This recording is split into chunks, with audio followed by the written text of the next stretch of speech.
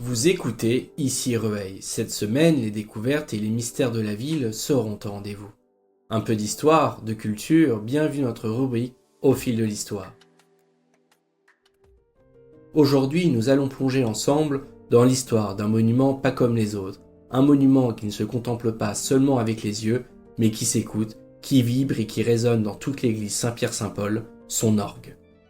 Cet instrument exceptionnel, classé monument historique depuis 2013, a retrouvé sa magnificence après une restauration de 18 mois menée par la société Robert Frères.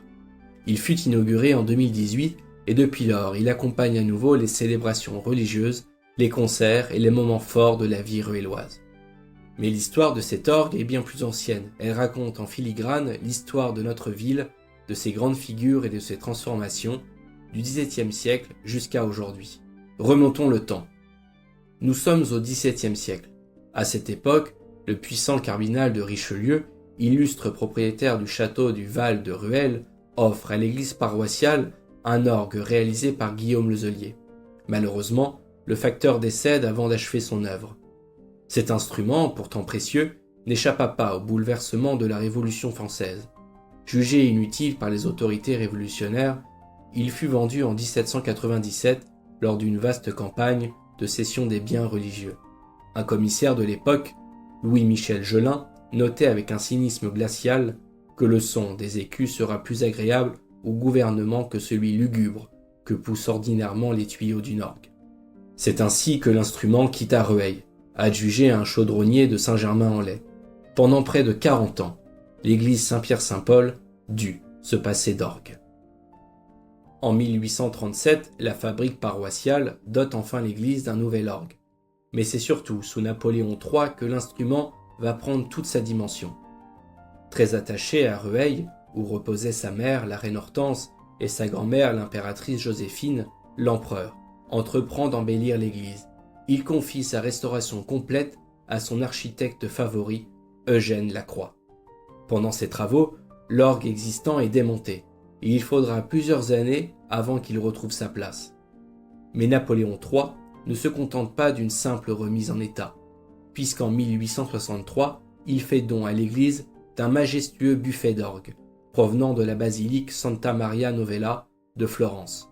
Cette pièce, de la Renaissance attribuée au sculpteur Baccio d'Agnolo, est un chef-d'œuvre de bois sculpté et doré, orné d'éculsons, de guirlandes et de cornes d'abondance.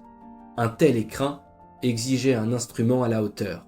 C'est Aristide Cavalet-Coll, le plus grand facteur d'orgue de son temps, qui est sollicité.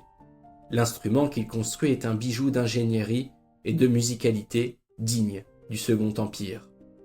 L'orgue de Rueil est inauguré en grande pompe le 10 avril 1864.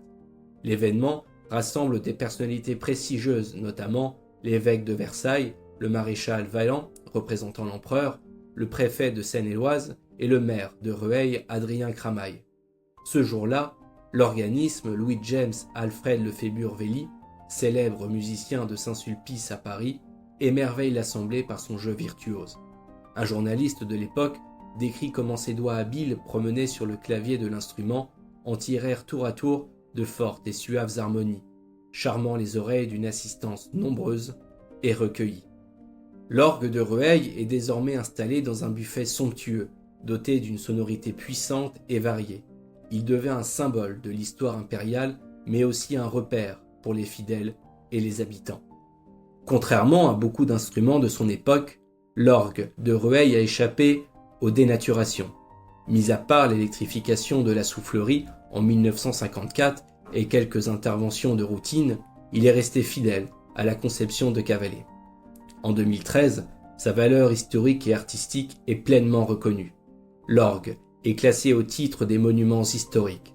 Quelques années plus tard, en 2018, il bénéficie d'une restauration complète qui lui rend sa sonorité d'origine. Depuis, il fait le bonheur des paroissiens, des passionnés d'orgue et des mélomanes. Aujourd'hui, l'orgue de l'église Saint-Pierre-Saint-Paul continue de vibrer au cœur de la ville. Cet instrument est bien plus qu'un objet patrimonial. Il est un témoin vivant de l'histoire de notre ville, du cardinal de Richelieu à Napoléon III, de la Révolution française au XXIe siècle. il raconte à sa manière plus de 3 siècles de bouleversements et de renouveau. C'était Maximilien sur Ici Rueil.